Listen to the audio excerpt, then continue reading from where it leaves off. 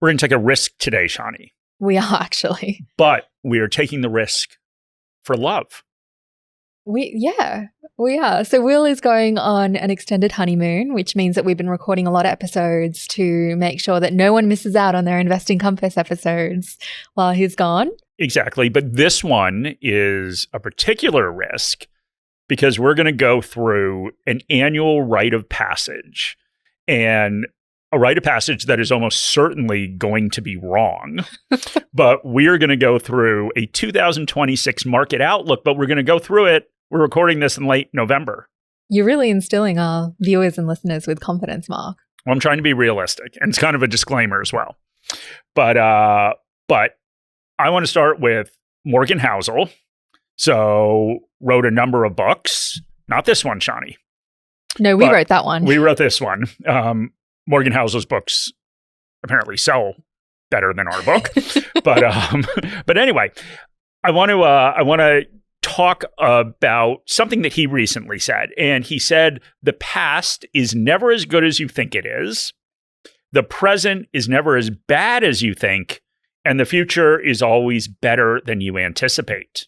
I like that quote as well, and it does make sense. We tend to romanticize the past because we know how things work out. Exactly. And it doesn't actually really matter if things work out well or something bad happens.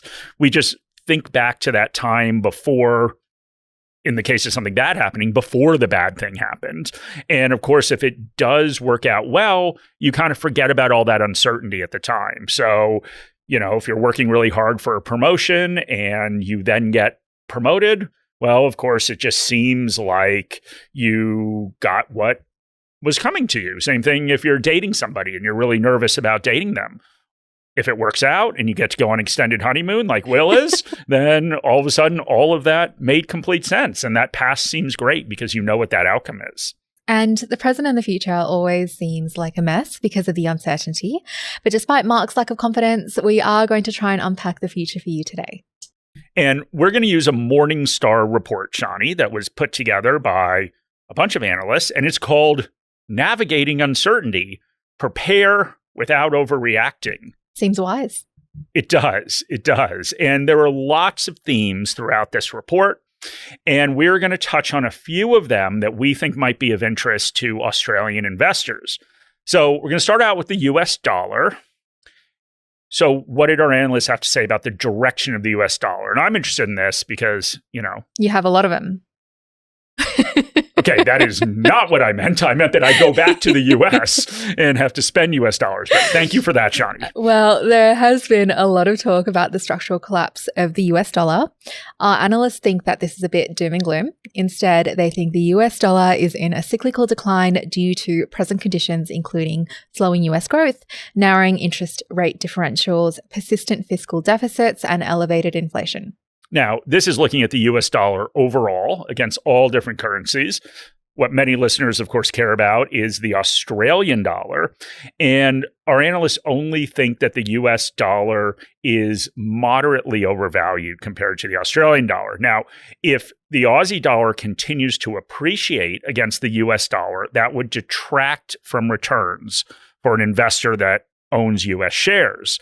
So that would make it more attractive to own a hedged investment. And that is one where they remove the currency risk from the returns. Now, for long-term investors, we certainly wouldn't recommend making wholesale changes to your portfolio. Selling a non-hedged ETF to buy a hedged ETF could result in taxes and would definitely result in transaction costs.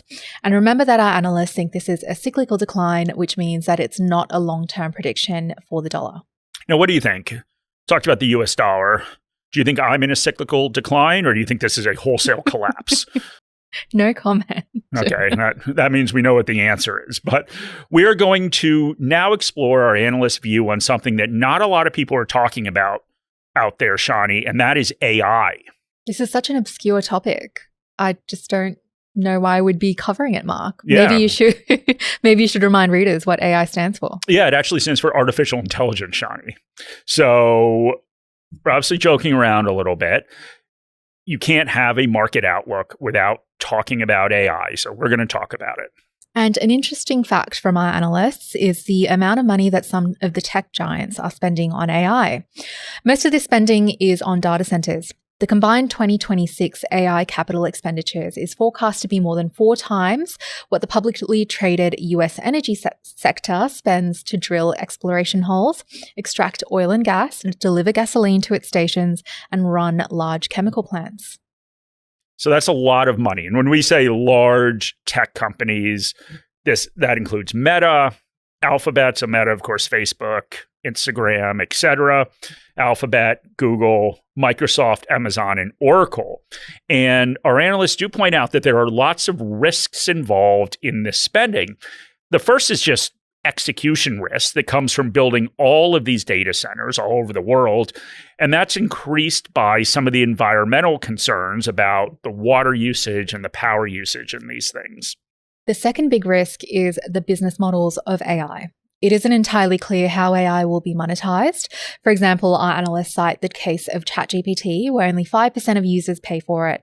And our analysts compare AI to the dot-com era, where investors became really concerned with things like clicks and page views, but ignored profits.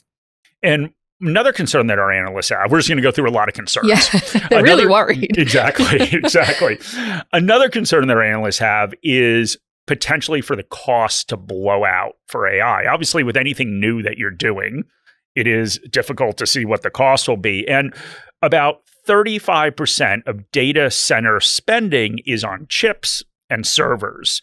And the estimate right now is that the useful life for chips and servers and all the other equipment is 5 to 6 years. If it's anything less than that, that could be a really big problem. And despite those risks, our AI index shows that AI-related companies are only slightly overvalued on a price to fair value perspective. So our analysts' advice with all of this risk, the fact that this AI-related companies are slightly overvalued, is just to make sure that your exposure is appropriate to that sector. So if you own a U.S. index fund, that will give you approximately 29% exposure to the giant AI names. So if you double down and then buy some of the individual names, all of a sudden you could find a lot of your portfolio exposed to AI. So maybe this is a place that our analysts think that potentially people should be careful about, but we also want to talk about opportunities, Shani. So what's an opportunity? All right. So one place that they do see value is in the UK. Given Brexit and budget issues, there is a lot of negativity around the UK. And our analysts believe investors are too pessimistic and think the valuations in the UK are really compelling. And they like the global nature of UK companies, where 80% of revenues are coming from outside of the UK. And just for some perspective, the UK market is trading at half the valuation level of the US. And a couple examples of companies that our analysts think could potentially be good bargains at these prices are Unilever and GlaxoSmithKline. And other opportunities that our analysts see are in emerging market shares and in US small cap shares. All right. Why don't we turn our attention to Australia? Because, of course, everyone is interested in Australia, or at least Australians are. So we currently have 3 wide moat shares that are trading in 5-star territory, which represents the cheapest shares in our coverage universe. And it is rare for wide moat shares to trade in 5-star territory, which often means there is negative sentiment from investors. Yes. So all of these are on our global best ideas list, but we'll go through them, Shani, and I'll go first with ASX. A share that nobody likes. Exactly, which is why it's cheap. We need to remember that. So I'll quote from our analyst, Roy, on why ASX is on our best ideas list. We view ASX as a natural monopoly, given that it provides essential infrastructure to Australia's capital markets. Despite the deteriorating regulatory environment, we believe the business is well protected by its wide economic moat based on network effects and intangibles. We also believe the energy transition is an underappreciated tailwind. We expect it to spark demand for resources in which Australia holds strong natural endowments to deliver new listings and a long tail of revenue from trading and clearing activity. And on November 24th, it was trading at a 25% discount to our fair value. All right. Shani, let's go through the next one. You can do this. It's Endeavour. So one of your favorite stores to go to is Dan Murphy's, which Endeavour owns. What does our analyst Johannes have to say about it? So he said the following: the market underappreciates Endeavour's defensive long-term earnings outlook. Consumers are trading down to cheaper options and buying in bulk for at-home liquor consumption. We believe recent liquor retailing performance reflects cyclically weak demand due to cost of living pressures. However, we expect liquor sales momentum to improve and sales growth to reach durable levels in the mid-single digits from fiscal 2027. In the longer term, we believe liquor demand is defensive, underpinned by inflation, population growth, and a structural trend towards premiumization. In the smaller hotel segment, earnings are proving resilient, and Endeavour is trading at 40% discount to our fair value estimate. And I believe that you buy liquor in bulk. So you're a good example of this. I do. Let's not go too deep into that. Okay. No, because you like a bargain, not because you drink the bulk supply of liquor every night. Maybe it's both. Yeah. All right. So last one up is certainly a share that has had a lot of negative headlines. WiseTech, also covered by our analyst Roy, who covers the ASX. And he said the following about putting it on our best ideas list. Corporate governance issues centered on founder Richard White have cast a cloud over WiseTech and its future business prospects. But we believe these issues and the risk of White leaving are overly discounted in the price. The business is well established with a deep bench of talented people. It has no competitors of note and is still early in its market opportunity. We expect the company to continue to dominate logistics software for freight forwarders and continue to build new, valuable products for its growing list of blue-chip customers. Okay, so those are the recommendations from our analysts, but we want to leave you with some of our own. Over the years, we've talked a lot about what we think is holding investors back, and it isn't what's in their portfolio, it's their own behavior. And we even wrote a book about it, which I happen to have here. Good plug. But the big focus, I think, for the coming year is to focus on yourself. So investing provides an amazing opportunity to transform your life. It's something that the two of us believe, or we wouldn't be doing this. And there are going to be some things that happen in 2026 that feel scary, things that will make you want to take drastic action, change your portfolio around. And that isn't us predicting some calamity. It's just our knowledge of history, because this stuff happens almost every single year. So focus on yourself and the future that you do want to build. Think about the best way for your portfolio to support this vision of your life. If you don't have goals and a strategy, invest some time to put that structure around your decision making, and it will pay off in the future. And one final prediction.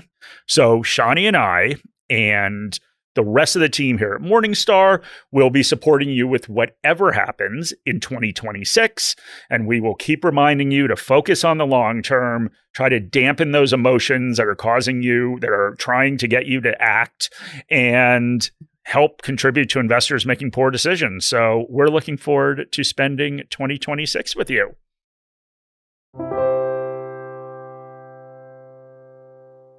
This video has been prepared for clients of Morningstar Australasia Pty Ltd and or New Zealand wholesale clients of Morningstar Research Ltd.